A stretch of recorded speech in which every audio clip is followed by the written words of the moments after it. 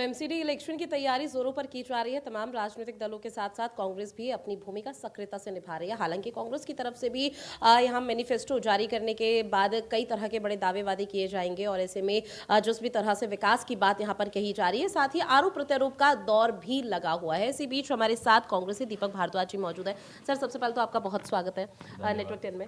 पहला सवाल यही कि एमएसडी इलेक्शन कितना चुनौतीपूर्ण है? एमसीडी इलेक्शन देखिए दिल्ली कांग्रेस के लिए बहुत चुनौतीपूर्ण है, क्योंकि हम चाहते हैं कांग्रेस भी इस समय कहीं ना कहीं जिस तरीके की आम आदमी पार्टी सरकार की विफलताएं रही हैं और शराब के ठेके को खोलने की इनकी प्राथमिकता रही है और चुनाव लड़ने के लिए बाकी, क्योंकि दिल्ली ने इनको बनाया था, लेकिन इनकी प्राथमिकता क्या होगी बाकी राज्यों में चुनाव लड़ने की, और दिल्ली को छोड़ के कहीं ना कहीं दिल्ली को बर्बाद करके बाकी जा रहे हैं। तो कांग्रेस की पूरी प्राथमिकता है कि ये चुनाव जीता जाए और वापस अपनी ज़मीन पर लौटा जाए। लेकिन इस बीच अभी एमसीडी इलेक्शन में एमसीडी में देखा जाए तो बीजेपी का कब्जा है। आम आदमी पार्टी का, हालांकि वो भी अपने जो खोई हुई जमीन है उसको तराशने की कोशिश कर रही है और कांग्रेस काफी पीछे नजर आ रहा है। तो कांग्रेस किस तरह से क्या दावे वादे करेगी, किन मुद्दों को उठाएगी जिस वजह से वो सक्रियता से अपनी भूमिका निभाए? देखिए, दिल्ली प्रदेश कांग्रेस कमेटी के अध्यक्ष चौधरी अनिल कुमार जी हैं। एक युवा नेतृत्व है और संगठन, छात्र संगठन, युवा कांग्रेस के संगठन से जुड़े हुए आए हैं। कोविड में अहम भूमिका रही है इनकी। कोविड की भूमिका में शायद ही कोई ऐसी पार्टी रही होगी जिसने ज़मीन पे उतरकर कार्य किया होगा, लोगों की सेवा करी होगी, जनसेवा करी होगी। ऐसी कोई पार्टी रही नहीं।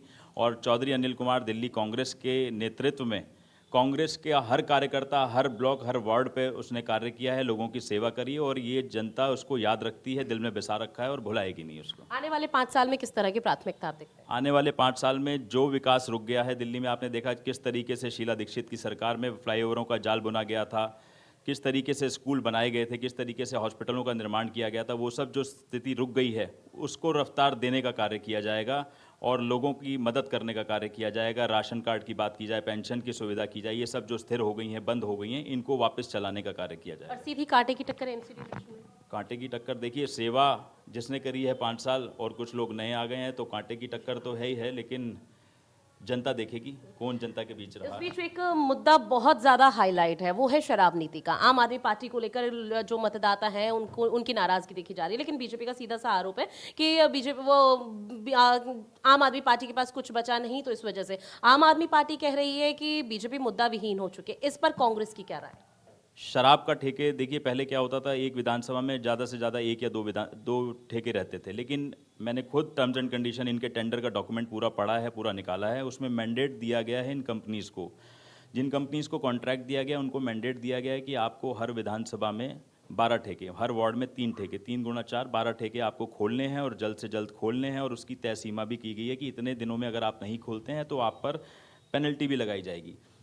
उम्र कम कर दी गई है, 21 वर्ष से कम उम्र कर दी गई है शराब पीने के लिए। पिंक ठेके खोले जा रहे हैं, तो मतलब शराब को प्रमोट किया जा रहा है। तो क्यों किया जा रहा है उसका कारण भी साफ है। कारण साफ है कि पैसा, रेवेन्यू है नहीं कहीं और से, तो शराब के बहाने ही पैसा बटोर लें। लेकिन दिल्ली की हालत क्या होगी, युवाओं की हालत क्या होगी, बेरोजगारी पहले ही चरम पर है, उसके बाद क्या हालत होगी ये आप समझ सकते हैं।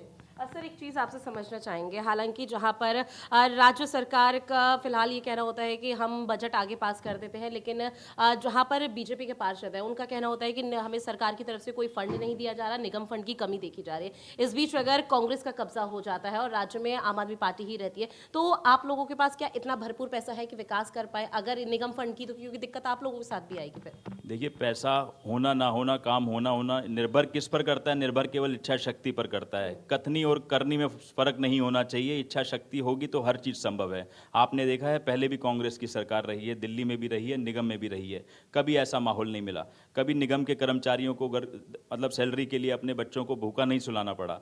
हर बार उनको सैलरी मिली है। कभी ऐसा नहीं हुआ कि घरों के आगे निगम के कर्मचारी मजबूर हो जाएं कि कूड़ा डालें। वो लोग भी अपने बच्चों को पालना चाहते हैं, उनका भी घर है, लेकिन उनको अगर समय से सैलरी मिल जाए तो ऐसी मुसीबतें नहीं आएंगी। और कांग्रेस ने पहले भी किया है और पहले भी सुचारू रूप से इस सिस्टम को चलाया है, तो मुझे नहीं लगता ऐसी कोई परेशानी आएगी, सब ठीक होगा।